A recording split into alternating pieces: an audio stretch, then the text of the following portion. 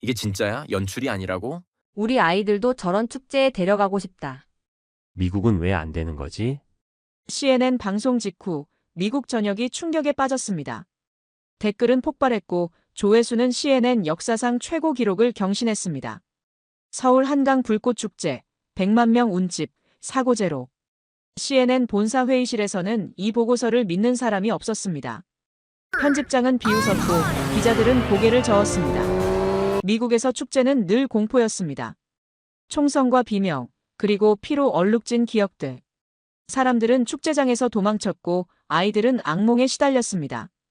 그런데 지구 반대편에서는 완전히 다른 세계가 펼쳐지고 있었습니다. CNN은 의심했고 냉소적인 기자 한 명을 서울로 보냈습니다. 그 기자가 목격한 것은 기적이 아니라 신뢰였습니다. 지금부터 그 이야기를 시작합니다. 그 전에 잠깐 1초만 투자해서 구독, 좋아요 버튼을 꾹 눌러주시면 건강한 기운 듬뿍 받으실 거예요. 지금 바로 시작하겠습니다. 저는 클레어 로웰입니다. CNN 국제부 소속 기자죠. 아니, 정확히 말하면 망해가는 기자라고 해야 맞을 겁니다. 월요일 아침 회의실은 언제나 차가웠습니다.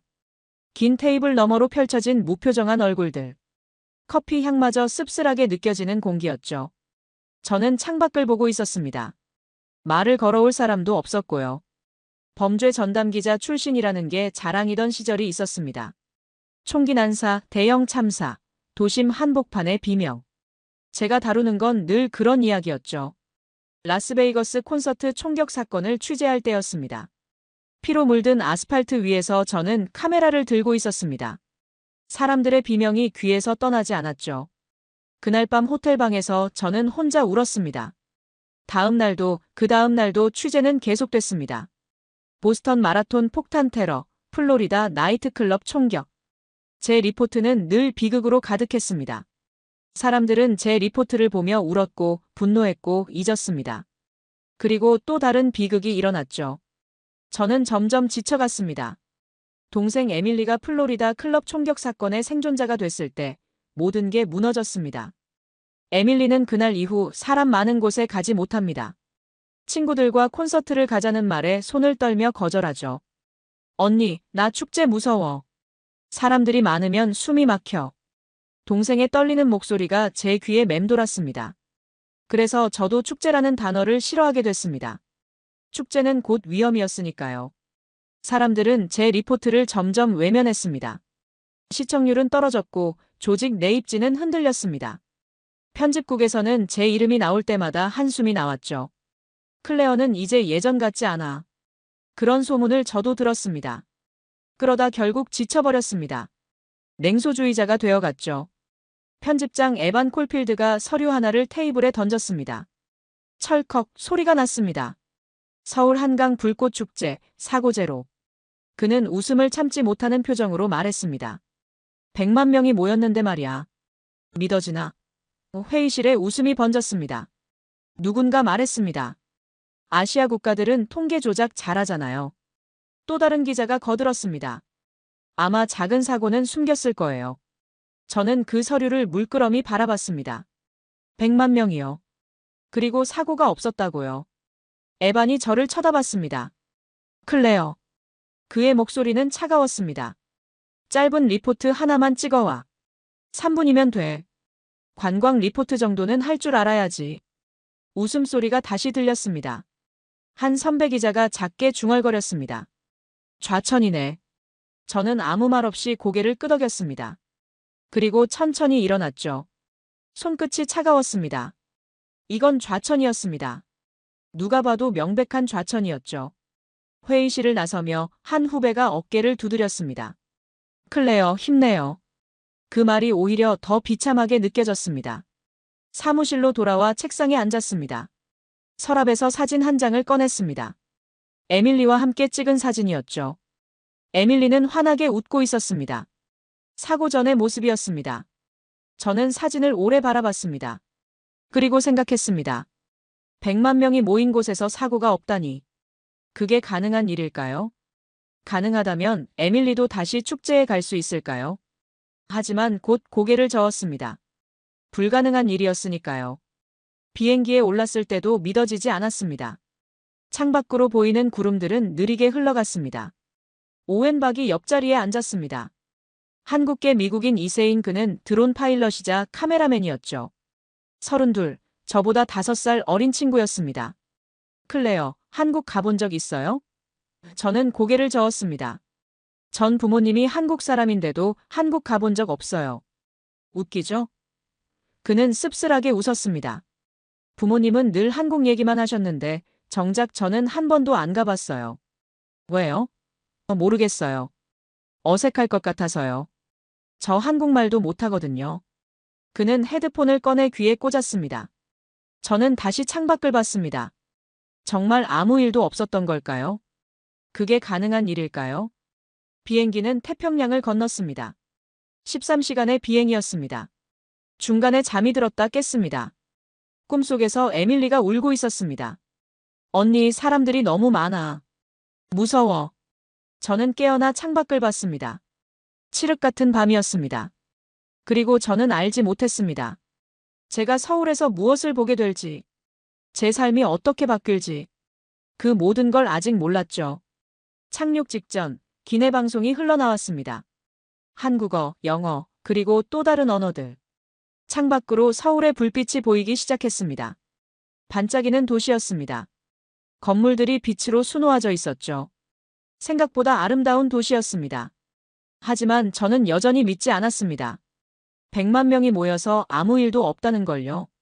그건 불가능한 일이었으니까요. 바퀴가 활주로에 닿았습니다. 서울에 도착한 겁니다.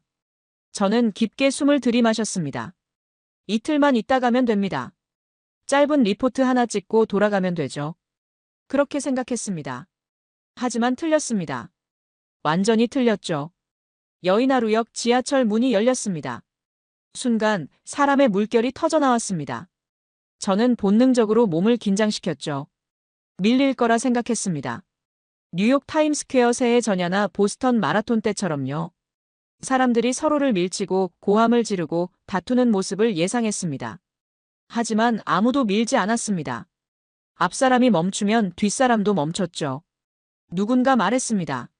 먼저 가세요. 나이든 여성이 젊은 남성에게 말했습니다. 아니에요. 어르신이 먼저 가세요. 남성이 손짓으로 길을 비켰습니다. 저는 멍하니 서 있었습니다. 오웬이 중얼거렸습니다. 이상한데요. 이 정도 인파면 타임스퀘어보다 많은 것 같은데. 지상으로 올라갔습니다. 그리고 숨이 멎었습니다. 한강변이 사람으로 가득했습니다. 말 그대로 가득 찼죠. 돗자리가 끝없이 펼쳐져 있었고 그 위에 사람들이 앉아 있었습니다. 하지만 조용했습니다. 비명도 고함도 다툼도 없었죠. 웃음소리만 들렸습니다. 아이들이 뛰어노는 소리, 가족들이 이야기 나누는 소리. 저는 천천히 걸었습니다. 카메라를 든 채로 주변을 둘러봤죠. 자원봉사자 한 명이 다가왔습니다. 노란 조끼를 입은 중년 남성이었습니다. 이쪽으로 가시면 자리 있어요. 그는 웃으며 말했습니다. 외국 기자시죠? 환영합니다. 저는 고개를 숙였습니다. 감사합니다. 오웬이 드론을 띄웠고요. 화면 속 풍경은 경이로웠습니다. 100만 개의 점들이 질서정연하게 배치되어 있었죠. 누가 지시한 것도 아닌데 말입니다. 그때였습니다. 한강변 명당 자리 근처에서 소란이 일었습니다. 저는 본능적으로 그쪽으로 향했죠. 중국어가 들렸습니다. 관광객 무리 대여섯 명이 돗자리 여러 개를 펼쳐놓고 있었습니다. 하지만 그들은 앉지 않았습니다. 대신 지나가는 사람들에게 말을 걸었죠. 좋은 자리 팔아요. 10만 원. 한 남성이 한국어로 말했습니다. 발음이 어색했지만 알아들을 수 있었죠. 지나가던 한국인 가족이 멈춰섰습니다. 아버지가 고개를 저었습니다. 여긴 자리를 사고 파는 곳이 아니에요. 돈 있으면 살 수 있어요. 우리가 먼저 왔어요. 중국인 남성이 말했습니다. 주변 사람들이 하나둘 모여들기 시작했습니다. 하지만 아무도 소리를 지르지 않았습니다. 자원봉사자 2명이 다가왔습니다. 여기는 공공장소예요. 자리를 되팔 수 없습니다. 한 자원봉사자가 차분하게 말했습니다. 우리 돈 냈어요. 돗자리 샀어요. 돗자리 값을 낸 건 괜찮아요. 하지만 자리를 팔 순 없습니다. 왜요? 우리가 먼저 왔는데. 중국인 무리가 목소리를 높였습니다. 그때 옆에 앉아있던 한국인 노부부가 일어났습니다. 할아버지가 조용히 말했습니다. 여기는 원래 자리를 나눠 쓰는 곳이에요. 나눴어요? 중국인이 어리둥절한 표정을 지었습니다. 네. 우리 옆에 자리 있으니까 같이 앉으실래요? 돈은 필요 없어요. 할머니가 미소 지으며 말했습니다. 중국인 무리는 당황한 표정이었습니다. 서로 중국어로 뭔가 속삭였죠. 그리고 천천히 돗자리를 걷기 시작했습니다. 우리 다른 데 갈게요. 그들은 서둘러 자리를 떠났습니다. 주변 사람들은 다시 자기 자리로 돌아갔습니다. 아무 일도 없었다는 듯이요. 저는 그 광경을 멍하니 바라봤습니다. 싸움이 없었습니다. 고함도 폭력도 없었죠. 그저 조용한 제지와 따뜻한 제안이 있었을 뿐입니다. 오웬이 말했습니다. 저거 다 찍었어요. 대박이에요. 저는 고개를 끄덕였습니다. 하지만 뭔가 복잡한 감정이 들었습니다. 이게 진짜 가능한 일인가요? 어느 가족 옆을 지나갔습니다. 아이가 김밥을 먹고 있었고 할머니가 과일을 까고 계셨죠. 옆 돗자리 사람에게 수박 한 조각을 건넸습니다. 드세요. 우리 많아요. 낯선 사람이었습니다. 하지만 그들은 웃으며 받아들었죠. 감사합니다. 우리 치킨 드실래요? 서로 음식을 나눴습니다. 처음 만난 사람들인데도 말입니다. 저는 믿을 수가 없었습니다. 미국이라면 절대 일어나지 않을 풍경이었으니까요. 서지원이라는 이름의 안내 공무원이 저를 안내했습니다. 30 전후로 보이는 여성이었죠. 단정한 옷차림에 차분한 목소리를 가진 사람이었습니다. 여기 경찰 몇 명이에요? 제가 물었습니다. 무장 경찰은 없어요. 자원봉사자와 안전요원만 있죠. 100만 명인데요? 네. 100만 명이에요. 그녀는 담담하게 대답했습니다. 마치 당연한 일처럼요. 저는 주변을 둘러봤습니다. 정말 총을 든 경찰이 보이지 않았습니다. 대신 노란 조끼를 입은 자원봉사자들이 곳곳에 서 있었죠. 그들은 웃으며 길을 안내했습니다. 명령이 아니라 부탁처럼 들렸습니다. 저기 좀 비켜주시겠어요? 감사합니다. 사람들은 순순히 비켜섰습니다. 한 어머니가 유모차를 밀고 있었습니다. 앞을 가로막는 사람들이 있었죠. 하지만 어머니가 말하기도 전에 사람들이 먼저 비켜섰습니다. 지나가세요. 아기 귀여워요. 사람들이 웃으며 말했습니다. 저는 그 모습을 카메라에 담았습니다. 오웬이 말했습니다. 이거 연출 아니에요? 너무 완벽한데. 저도 같은 생각이었습니다. 하지만 연출이라기엔 너무 자연스러웠죠. 누군가 물통을 떨어뜨렸습니다. 옆 사람이 주워서 건넸습니다. 조심하세요. 감사합니다. 짧은 대화였습니다. 하지만 그 안에 무언가가 있었습니다. 신뢰 같은 것이요. 저는 카메라를 천천히 움직였습니다. 화면 속에 담긴 풍경은 믿기 어려웠습니다. 100만 명이 모여 있는데 평화로웠으니까요. 해가 지기 시작했습니다. 하늘이 붉게 물들었고 사람들은 여전히 웃고 있었습니다. 아이들이 비눗방울을 날리고 연인들이 사진을 찍었습니다. 노부부는 도시락을 나눠 먹으며 강을 바라봤죠. 저는 그 모든 걸 바라봤습니다. 가슴 한쪽이 뜨거워졌습니다. 그때였습니다. 어디선가 비명이 들렸습니다. 제 몸이 굳었습니다. 오웬이 저를 봤고요. 저는 그 방향으로 뛰기 시작했습니다. 마침내 시작되는 건가요? 사고가 터지는 건가요? 가슴이 두근거렸습니다. 하지만 제가 본 건 사고가 아니었습니다. 그건 전혀 다른 무언가였죠. 엄마가 울고 있었습니다. 민준아! 민준아! 목소리가 떨렸습니다. 아이를 잃어버린 겁니다. 저는 반사적으로 카메라를 들었습니다. 이럴 때 기자는 촬영부터 하죠. 하지만 손이 멈췄습니다. 주변 사람들이 움직이기 시작했으니까요. 한 남성이 즉시 자원봉사자에게 달려갔습니다. 아이 실종이요. 자원봉사자는 무전기를 들었습니다. 7번 구역, 아동 실종 신고 접수. 목소리는 침착했습니다. 여성 한 명이 휴대폰을 꺼냈습니다. 안전 디딤돌 앱에 신고할게요. 손가락이 빠르게 화면을 터치했습니다. 또 다른 사람이 주변을 둘러보기 시작했습니다. 파란 모자 썼다고 했죠? 몇 살이에요? 7살이요. 노란 가방 메고 있어요. 엄마는 울먹이며 대답했습니다. 손이 떨리고 있었죠. 한 아주머니가 엄마의 어깨를 감쌌습니다. 괜찮아요. 금방 찾을 거예요. 목소리가 따뜻했습니다. 그리고 놀라운 일이 벌어졌습니다. 사람들이 자발적으로 수색 라인을 만들기 시작한 겁니다. 누가 시킨 것도 아닌데 말입니다. 저는 이쪽 화장실 쪽 볼게요. 저는 매점 쪽 가볼게요. 드론 띄울 수 있나요? 오웬이 저를 봤습니다. 저는 고개를 끄덕였고 그는 즉시 드론을 띄웠습니다. 화면 속에서 인파가 보였습니다. 수만 명이 움직이고 있었죠. 하지만 혼란스럽지 않았습니다. 오히려 질서정연했습니다. 마치 하나의 유기체처럼 움직였죠. 한 대학생이 휴대폰 손전등을 켰습니다. 어두운 곳 비춰볼게요. 다른 사람들도 손전등을 켰습니다. 수십 개의 빛이 강변을 비췄죠. 서지원이 제 옆에 섰습니다. 곧 찾을 거예요. 그녀는 확신에 찬 목소리로 말했습니다. 어떻게 알아요? 우리는 늘 찾아냈으니까요. 1분이 지났습니다. 자원봉사자들이 구역별로 흩어졌습니다. 무전기에서 계속 소리가 났습니다. 3번 구역 수색 완료 미발견. 5번 구역 수색 중. 3분이 지났습니다. 무전기에서 소리가 났습니다. 놀이터 근처에서 파란 모자 목격.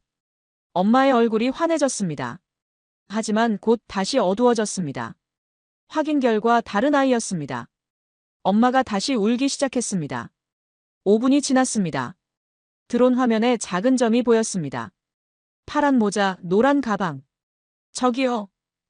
오웬이 좌표를 전달했습니다.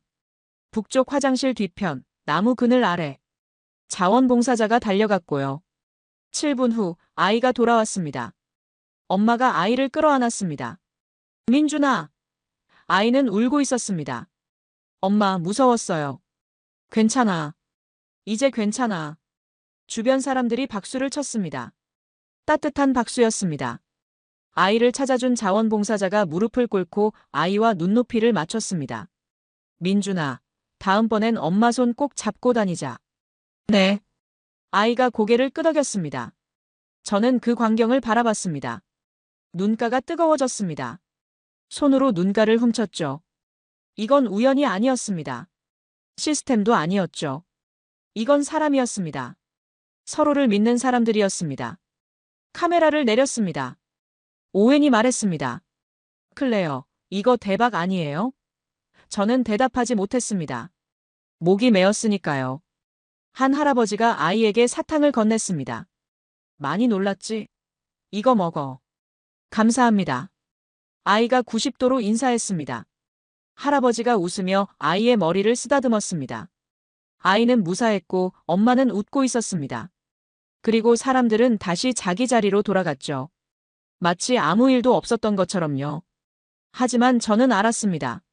방금 제가 본 건 기적이었다는 걸요.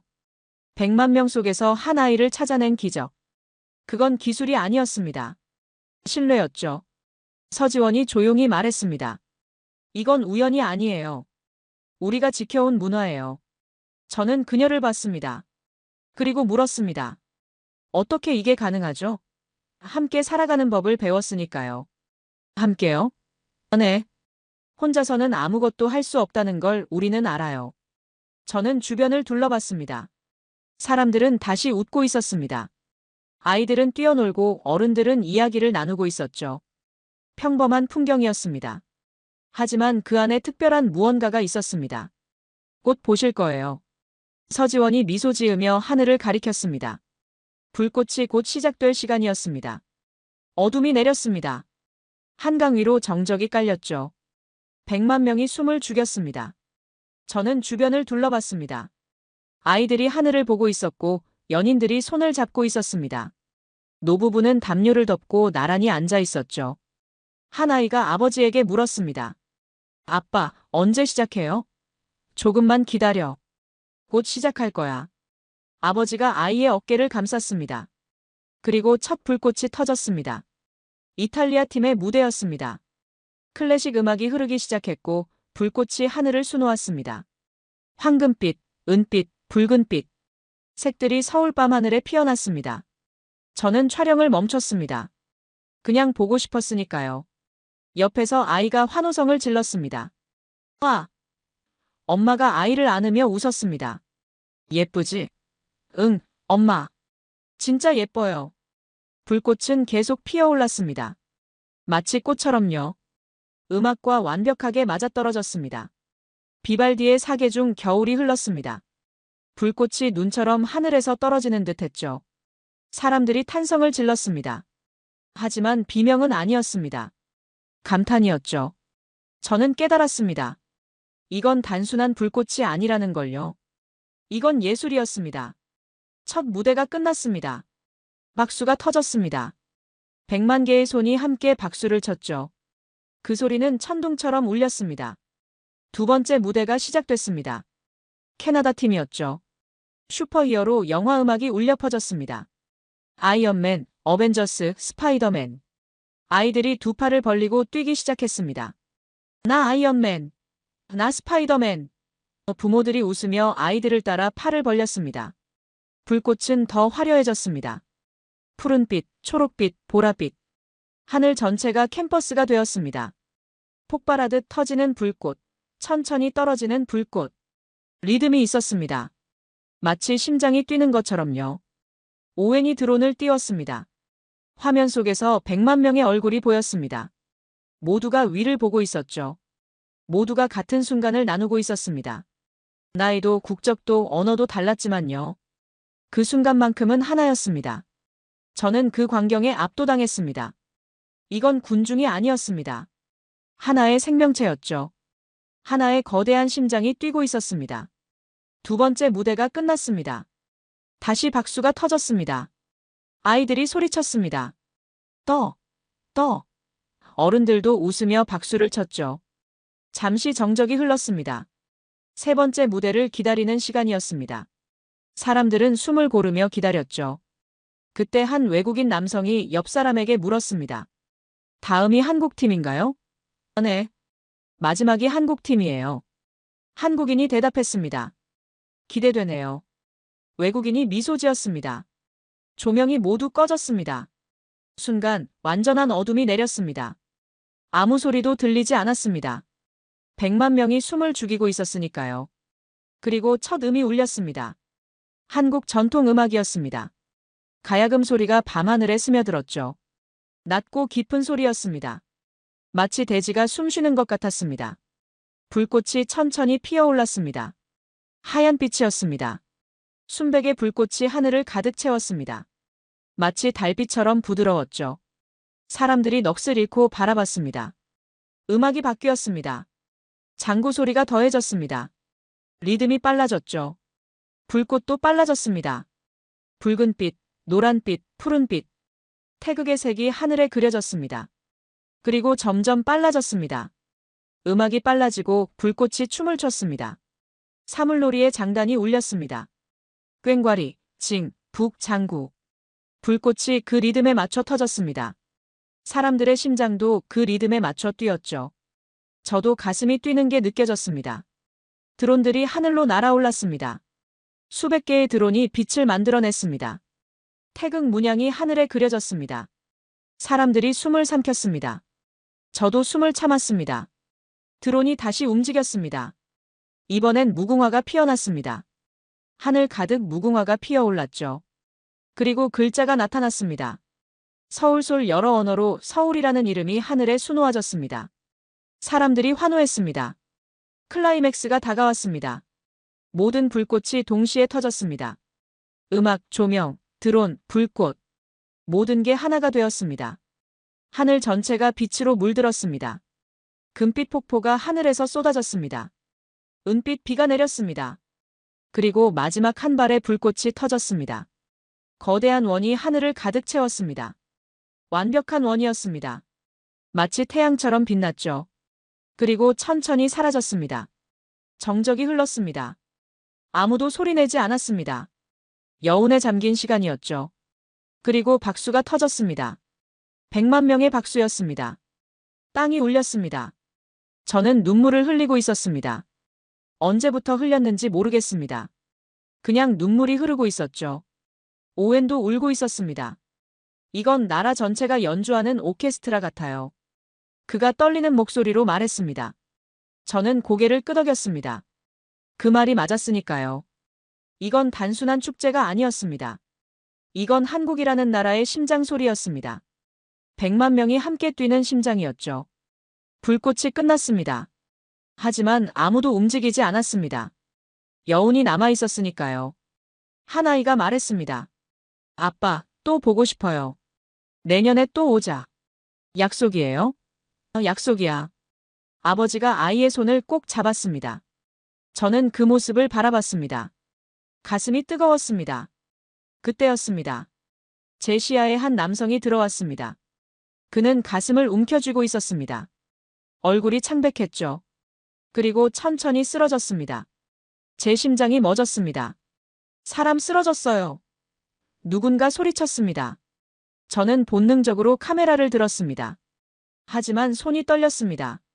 미국에서 본 참사들이 떠올랐으니까요. 혼란, 비명, 무질서. 사람들이 패닉에 빠져 서로를 밟고 짓밟는 모습. 하지만 이번엔 달랐습니다. 주변 사람들이 즉시 움직였습니다. 119 신고했어요. 한 여성이 휴대폰을 들고 있었습니다. 길 좀 비켜주세요. 남성 한 명이 큰 소리로 말했습니다. 하지만 고함은 아니었습니다. 명확하고 차분한 목소리였죠. 사람들이 일사불란하게 통로를 만들었습니다. 밀지도 뛰지도 않았습니다. 침착하게 옆으로 비켜섰죠. 한 사람 한 사람이 자리를 옮겼습니다. 누가 시키지도 않았는데 말입니다. 순식간에 통로가 생겼습니다. 자원봉사자가 달려왔습니다. 자동 제세동기 가져올게요. 또 다른 사람이 심폐소생술을 시작했습니다. 하나, 둘, 셋. 리듬이 정확했습니다. 훈련받은 사람처럼 보였죠. 손의 위치, 압박의 깊이, 속도. 모든 게 정확했습니다. 한 여성이 환자의 머리를 받쳐줬습니다. 괜찮으실 거예요. 곧 구급차 올 거예요. 목소리가 따뜻했습니다. 하늘에서 웅웅거리는 소리가 들렸습니다. 드론이었습니다. 응급키트를 매달고 날아오고 있었습니다. 저기요. 받아주세요. 자원봉사자가 소리쳤습니다. 한 남성이 손을 뻗었습니다. 드론이 천천히 내려왔고 그는 정확히 키트를 받아냈습니다. 여기요. 키트가 전달됐습니다. 사람들 손에서 손으로 전해졌죠. 마치 릴레이처럼요. 5초 만에 키트가 환자 곁에 도착했습니다. 서지원이 달려와 제세동기를 꺼냈습니다. 비켜주세요. 충격갑니다. 사람들이 뒤로 물러났습니다. 전기 충격이 가해졌습니다. 환자의 몸이 움찔했습니다. 잠시 정적이 흘렀습니다. 다시 한번. 두 번째 충격이 가해졌습니다. 심폐소생술이 재개됐습니다. 저는 그 광경을 바라봤습니다. 아무도 패닉에 빠지지 않았습니다. 아무도 비명을 지르지 않았습니다. 모두가 자기 역할을 알고 있었죠. 한 할머니가 환자의 아내로 보이는 여성을 안았습니다. 괜찮아요. 우리 사람들이 다 도와줄 거예요. 아내는 울고 있었습니다. 하지만 할머니의 품에서 조금씩 진정됐죠. 구급차 소리가 들렸습니다. 하지만 막히지 않았습니다. 사람들이 이미 길을 만들어뒀으니까요. 구급차가 도착했습니다. 구급대원들이 뛰어내렸습니다. 심폐소생술을 하던 남성이 말했습니다. 2분 30초간 심폐소생술 시행했습니다. 제세동 2회 실시했고요. 잘하셨습니다. 이제 저희가 할게요. 구급대원이 고개를 숙였습니다. 환자는 들것에 실렸습니다. 산소 마스크가 씌워졌고 링거가 연결됐죠. 구급대원이 확인했습니다. 맥박 돌아왔습니다. 환자의 아내가 울음을 터뜨렸습니다. 하지만 안도의 울음이었죠. 구급차가 출발했습니다. 그리고 곧 안정을 찾았죠. 박수가 터졌습니다. 저는 카메라를 내렸습니다. 손이 떨리고 있었습니다. 눈가가 뜨거웠죠. 오웬이 말했습니다. 클레어, 방금 본 거 진짜예요? 저는 고개를 끄덕였습니다. 진짜였어요. 목소리가 갈라졌습니다. 3분이었습니다. 사람이 쓰러지고 구조되기까지 3분. 그 시간 동안 100만 명이 움직였습니다. 혼란 없이요. 심폐소생술을 했던 남성이 자리로 돌아갔습니다. 아무렇지 않다는 듯이요. 옆 사람이 물었습니다. 의사세요? 아니요. 직장인이에요. 회사에서 응급처치 교육받았거든요. 대단하세요. 아니에요. 당연한 거죠. 남성은 웃으며 물을 마셨습니다. 저는 주변을 둘러봤습니다. 사람들은 다시 자리로 돌아가고 있었습니다. 아이들은 다시 웃고 있었고 연인들은 다시 손을 잡고 있었습니다. 마치 아무 일도 없었던 것처럼요. 하지만 저는 알았습니다. 방금 기적을 목격했다는 걸요. 서지원이 제 옆에 섰습니다. 놀라셨죠? 저는 대답하지 못했습니다. 그녀가 말을 이었습니다. 우리는 이렇게 준비돼 있어요. 항상. 어떻게요? 훈련이에요. 그리고 문화죠. 저는 그녀를 봤습니다. 매뉴얼이 아니었어요. 본능이었죠. 오웬이 끼어들었습니다. 서지원이 미소 지었습니다. 네. 우리 모두의 본능이에요. 누군가 쓰러지면 돕는 게 당연한 거예요. 미국에선 그렇지 않아요. 제가 말했습니다. 사람들은 촬영부터 해요. 도와야 할지 망설이죠. 소송이 무서워서요. 여긴 달라요. 도와주다 실수해도 처벌받지 않아요. 선한 사마리아인법이 있거든요. 저는 고개를 끄덕였습니다. 법만으로 되는 게 아니라는 걸 알았습니다. 이건 문화였으니까요. 불꽃이 다 끝났습니다. 하지만 사람들은 움직이지 않았습니다. 여운을 즐기고 있었죠. 저는 하늘을 봤습니다. 별이 보였습니다. 그리고 깨달았습니다. 이 도시의 축제는 불꽃이 아니라는 걸요. 사람이라는 걸요. 불꽃이 완전히 끝났습니다. 여운이 사라지고 조명이 다시 켜졌습니다. 저는 사람들이 일어서기를 기다렸습니다. 미국이었다면 모두가 뛰기 시작했을 겁니다. 출구를 향해 몰려갔겠죠. 서로를 밀치고 차를 타려고 다투고. 하지만 아무도 뛰지 않았습니다. 천천히 일어나 짐을 챙기기 시작했습니다. 그런데 이상한 광경이 펼쳐졌습니다. 사람들이 비닐봉투를 꺼내기 시작한 겁니다. 쓰레기를 줍기 시작했죠.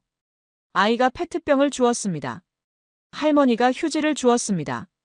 젊은 남성이 담배꽁초를 주었습니다. 자기 쓰레기만이 아니었습니다. 남이 버린 것까지 줍고 있었습니다. 오웬이 중얼거렸습니다. 연출 아니에요? 외국인 관광객도 같은 말을 했습니다. 저거 다 배우인가요? 누가 시킨 거예요? 저는 고개를 저었습니다. 연출이 아니었습니다. 너무 자연스러웠으니까요. 그때였습니다. 한쪽에서 중국어가 들렸습니다. 중국인 관광객 무리가 쓰레기를 버리고 있었습니다. 치킨 박스, 페트병, 비닐봉지. 그냥 바닥에 버렸죠. 그리고 일어나 떠나려 했습니다. 주변 한국인들이 그 모습을 봤습니다. 하지만 아무도 뭐라 하지 않았습니다. 대신 한 소년이 움직였습니다. 7살쯤 되어 보이는 남자아이였습니다. 아이는 중국인들이 버린 쓰레기 앞에 섰습니다. 그리고 조용히 쓰레기를 줍기 시작했습니다. 작은 손으로 치킨 박스를 들어 올렸습니다.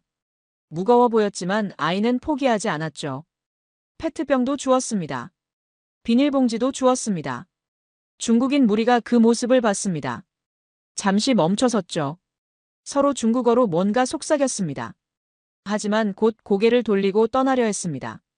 아이의 아버지가 다가왔습니다. 아이를 꾸짖을 줄 알았습니다. 하지만 아버지는 무릎을 꿇고 아이와 함께 쓰레기를 주었습니다. 잘하고 있어, 민호야. 아빠, 이거 누가 버린 거예요? 모르겠다. 하지만 우리가 줍는 게 맞아. 왜요? 여기는 우리 모두의 공간이니까. 누가 버렸든 우리가 깨끗하게 해야지. 아이가 고개를 끄덕였습니다. 옆에 있던 할머니가 다가왔습니다. 그리고 함께 쓰레기를 줍기 시작했습니다. 젊은 여성도 다가왔습니다. 대학생으로 보이는 남성도 왔습니다. 하나둘씩 사람들이 모였습니다. 아무 말 없이 쓰레기를 줍기 시작했죠. 외국인 관광객들이 그 모습을 지켜봤습니다. 한 유럽인 남성이 말했습니다. 믿을 수가 없어. 그는 잠시 망설이다 다가왔습니다. 그리고 함께 쓰레기를 줍기 시작했습니다. 다른 외국인들도 하나둘 동참했습니다. 중국인 무리는 멀리서 그 광경을 봤습니다. 얼굴이 붉어졌죠. 한 명이 돌아왔습니다. 그리고 자기가 버린 쓰레기를 주었습니다. 아무 말 없이요. 다른 사람들도 돌아왔습니다. 함께 쓰레기를 주었죠. 소년이 그들을 봤습니다. 그리고 웃으며 말했습니다. 감사합니다. 중국인 한 명이 고개를 숙였습니다. 미안해요. 서툰 한국어였지만 진심이 느껴졌습니다. 저는 그 모습을 카메라에 담았습니다. 눈물이 또 흘렀습니다. 이게 한국이구나. 이게 서울이구나. 주변을 천천히 걸었습니다. 잔디밭이 깨끗해지고 있었습니다. 100만 명이 앉아있던 자리가 말입니다. 1시간 전만 해도 사람으로 가득했던 곳이었죠. 이제는 거의 텅 비어가고 있었습니다. 그리고 깨끗했습니다. 휴지 한 장 보이지 않았습니다. 오웬이 드론을 띄웠습니다. 화면 속 풍경은 경이로웠습니다. 사람들이 질서정연하게 빠져나가고 있었습니다. 마치 물이 흐르듯이요. 막히는 곳도 없었습니다. 다투는 소리도 들리지 않았죠. 한 가족이 지나갔습니다. 할아버지가 손자에게 말했습니다. 할아버지, 왜 남의 쓰레기까지 주워요? 다 이웃이니까. 우리 동네잖아. 근데 저 사람들은 중국 사람이잖아요. 그래도 여기 온 순간 다 이웃이야. 서로 돕고 사는 거지. 손자가 고개를 끄덕였습니다. 그럼 저도 더 주울래요. 할아버지가 웃으며 손자의 머리를 쓰다듬었습니다. 저는 그 모습을 오래 바라봤습니다. 가슴이 뜨거워졌습니다. 이게 한국이구나. 이게 서울이구나. 클레어. 오웬이 저를 불렀습니다. 이거 정말 대단한 거죠? 저는 고개를 끄덕였습니다. 우리가 본 건 축제가 아니에요. 그럼요. 문화예요. 삶의 방식이죠. 오웬은 잠시 말이 없었습니다. 그리고 조용히 말했습니다. 전 한국인인데 이런 거 몰랐어요. 부끄러워요. 그의 목소리가 떨렸습니다. 저는 그의 어깨를 두드렸습니다. 이제 알았잖아요. 자랑스러워해도 돼요. 우리는 천천히 걸었습니다. 사람들 사이를 지나며 걸었죠. 서지원이 말했습니다. 이제 시스템을 보여드릴까요? 저는 고개를 들었습니다. 시스템이요? 네. 이 모든 게 가능한 이유요. 그녀는 미소 지었습니다. 내일 통합관제센터로 가시죠. 저는 고개를 끄덕였습니다. 궁금했습니다. 어떻게 이런 일이 가능한지, 어떻게 100만 명이 하나가 될 수 있는지, 그 비밀이 궁금했죠. 한강을 떠나는 길. 사람들은 여전히 웃고 있었습니다. 아이들은 졸리는 눈을 비비며 걷고 있었고요. 연인들은 손을 잡고 천천히 걸었습니다. 저는 뒤를 돌아봤습니다. 한강이 보였습니다. 조용한 강이었습니다. 마치 아무 일도 없었던 것처럼요. 하지만 저는 알았습니다. 여기서 기적이 일어났다는 걸요. 100만 명의 기적이요. 서울시 통합관제센터. 거대한 스크린이 벽 전체를 덮고 있었습니다. 수십 개의 화면이 실시간으로 움직이고 있었죠. 저는 압도당했습니다. 이게 다 뭐예요?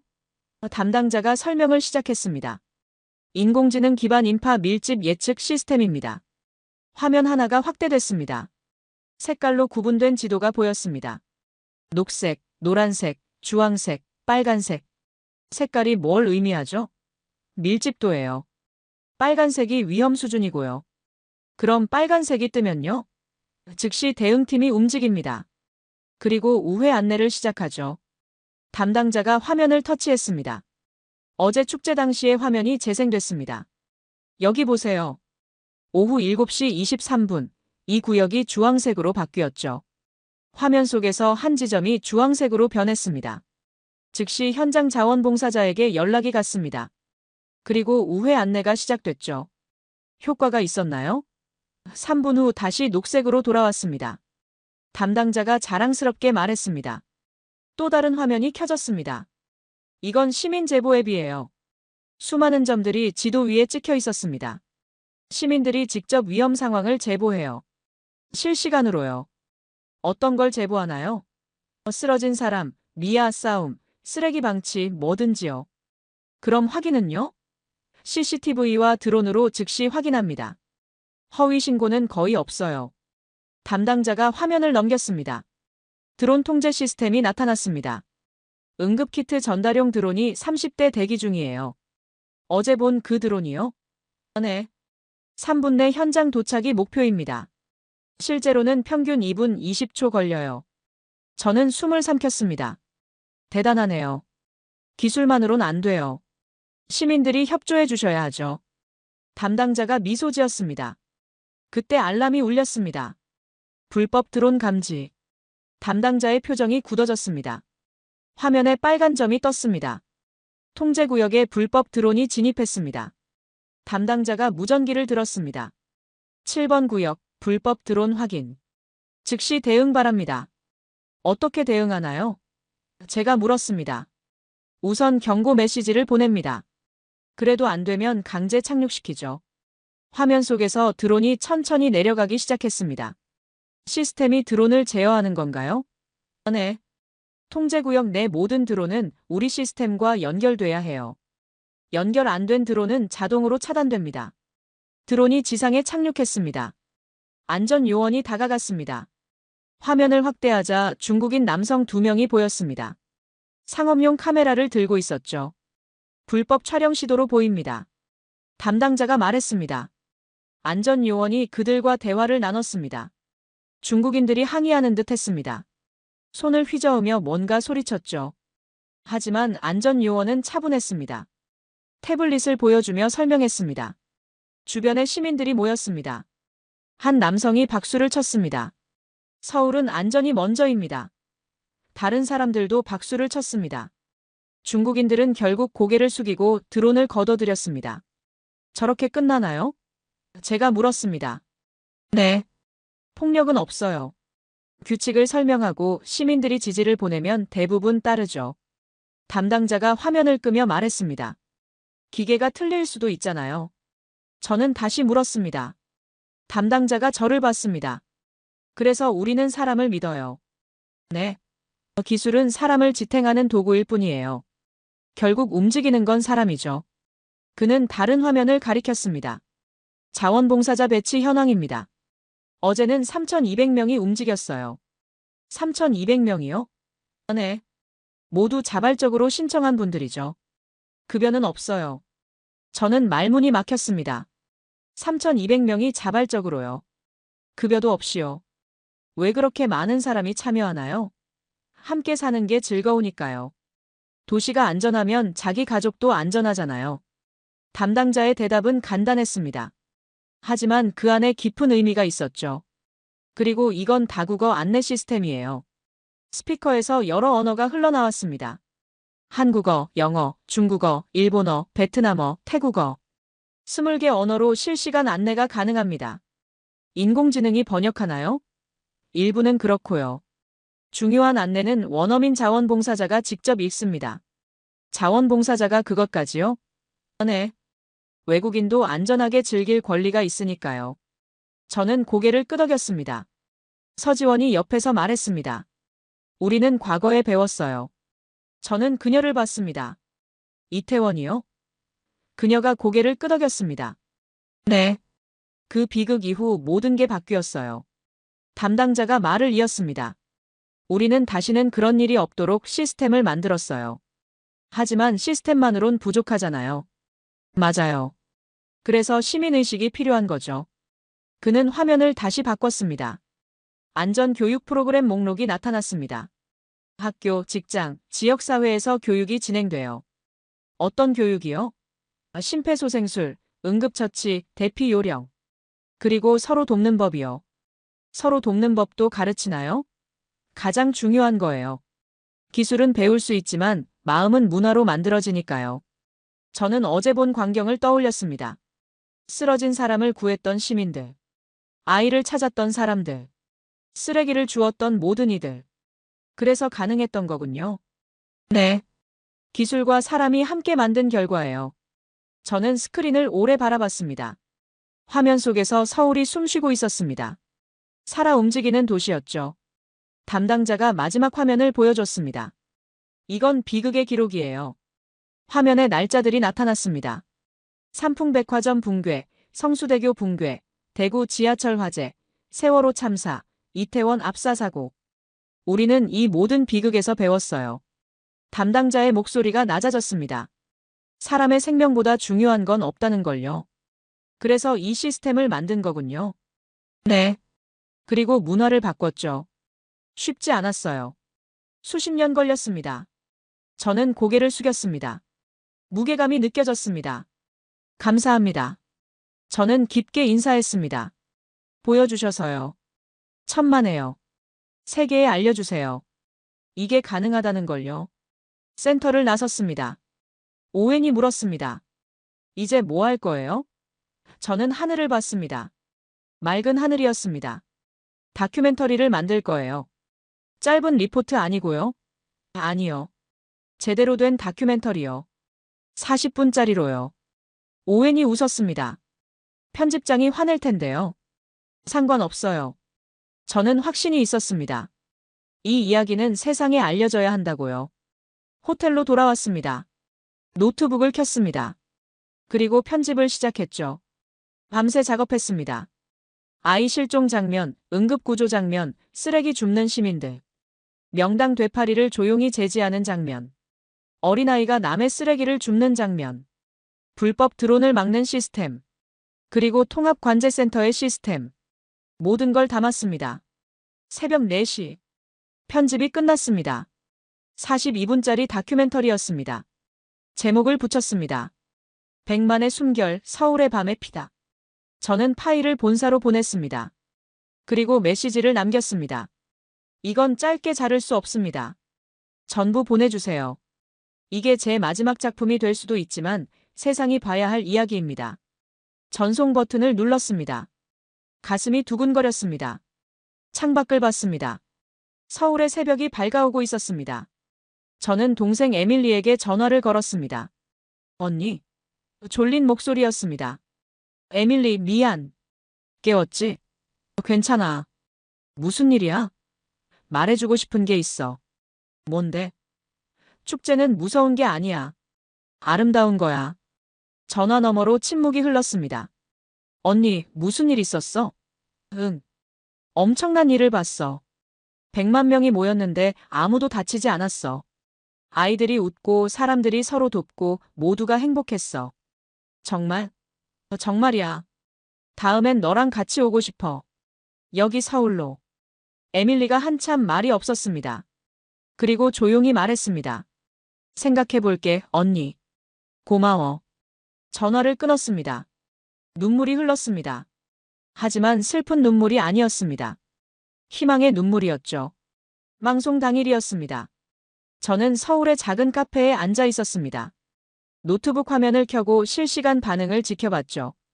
오웬이 옆에 앉았습니다. 떨려요? 네. 솔직하게 대답했습니다. 심장이 빠르게 뛰고 있었습니다. 에반 편집장에게서 전화가 왔었습니다. 클레어, 이거 너무 길어. 3분으로 자르라고. 안 됩니다. 뭐?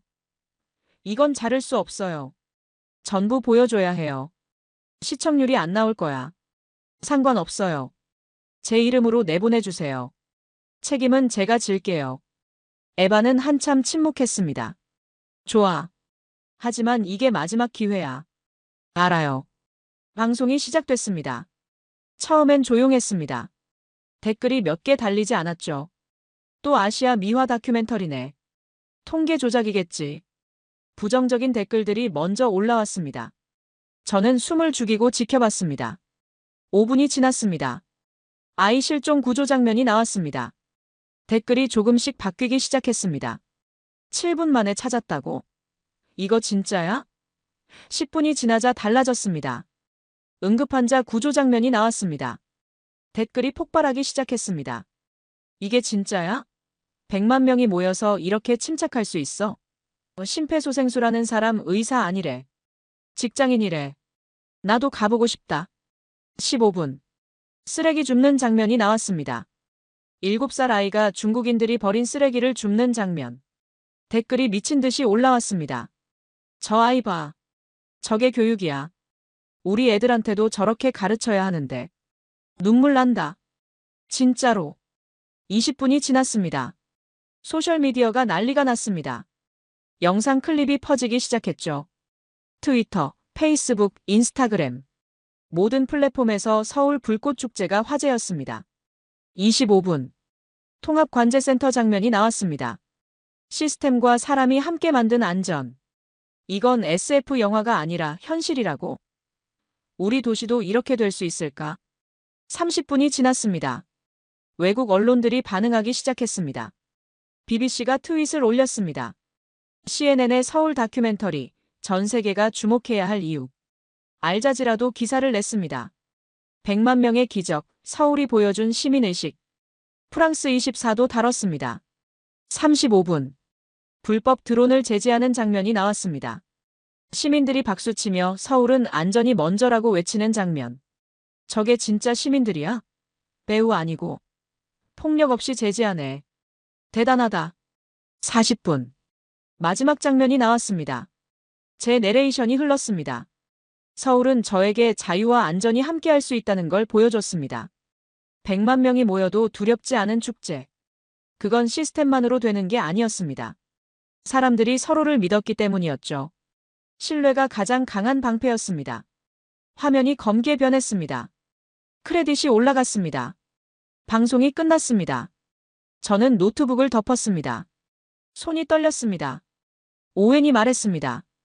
클레어, 댓글 봐요. 화면엔 수천 개의 댓글이 올라오고 있었습니다. 평생 본 다큐 중 최고. 눈물 흘리며 봤습니다. 제 아이에게도 이 영상 보여주고 싶어요. 한국 가고 싶어요. 우리 가족 모두 데리고요. 축제가 이렇게 아름다울 수 있구나. 한 댓글이 눈에 들어왔습니다. 저는 뉴욕에 사는 총격 사건 생존자입니다. 이 영상을 보고 처음으로 다시 축제에 가고 싶다는 생각이 들었어요. 감사합니다. 저는 그 댓글을 읽고 또 울었습니다. 에밀리 같은 사람이 있구나. 그 사람도 희망을 찾았구나. 핸드폰이 울렸습니다. 에반이었습니다. 클레어. 그의 목소리는 달랐습니다. 차갑지 않았습니다. 지금 본사가 난리야. 조회수가 폭발하고 있어. 정말요? 1시간 만에 500만 뷰야. 역대 최고 기록이야. 저는 숨을 삼켰습니다. 클레어, 잘했어. 정말 잘했어. 감사합니다. 내일 본사 회의 있어. 내 이름으로 특집 다큐 시리즈 만들 거야. 세계의 안전한 도시들. 관심 있어? 네. 하고 싶어요. 좋아. 일단 돌아와. 축하한다. 전화가 끊겼습니다. 저는 핸드폰을 내려놓았습니다. 오웬이 웃으며 말했습니다. 해냈네요. 우리가 해냈죠. 저는 미소 지었습니다. 서지원에게서 메시지가 왔습니다. 감사합니다. 지금 서울시청이 난리예요. 전 세계에서 문의 전화가 쏟아지고 있어요. 우리 시스템을 배우고 싶대요. 저는 답장을 보냈습니다. 제가 감사해요. 세상에 보여주셔서요. 카페를 나섰습니다. 서울의 거리는 평온했습니다. 사람들은 여전히 웃고 있었고 아이들은 뛰어다니고 있었습니다. 평범한 일상이었죠. 하지만 저는 알았습니다. 이 평범함이 얼마나 특별한지요. 한강으로 걸어갔습니다. 다리 위에 섰습니다. 강물이 흐르고 있었습니다. 며칠 전 100만 명이 모였던 곳이었죠. 지금은 조용했습니다. 하지만 그 기억은 남아 있었습니다. 제 안에 남아 있었죠. 오웬이 옆에 섰습니다. 뭐 생각해요? 자유와 안전이 함께할 수 있다는 걸 배웠어요. 여기서요? 네. 서울에서요. 바람이 불었습니다. 따뜻한 바람이었습니다. 저는 목에 걸린 펜던트를 만졌습니다. 동생이 준 펜던트였죠. 동생에게 말해줄 거예요. 뭐라고요?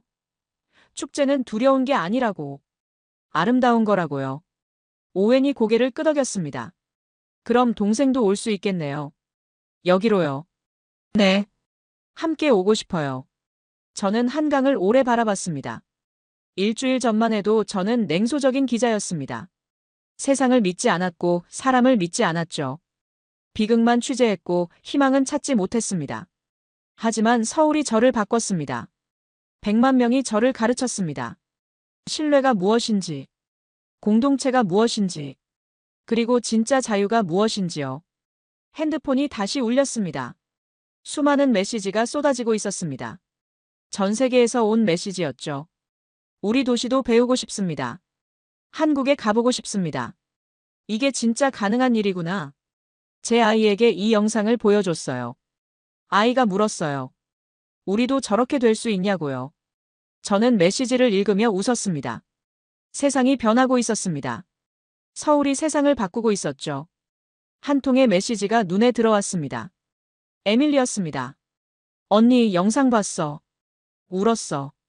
나도 가고 싶어. 언니랑 함께. 저는 눈물을 흘렸습니다. 기쁨의 눈물이었습니다. 해가 지기 시작했습니다. 하늘이 붉게 물들었습니다. 저는 마지막으로 한강을 봤습니다. 그리고 조용히 말했습니다. 이 도시의 축제는 불꽃이 아니라 사람이에요. 오웬이 카메라를 들었습니다. 한 번 더 말해줄래요? 마지막 촬영할게요. 저는 고개를 끄덕였습니다.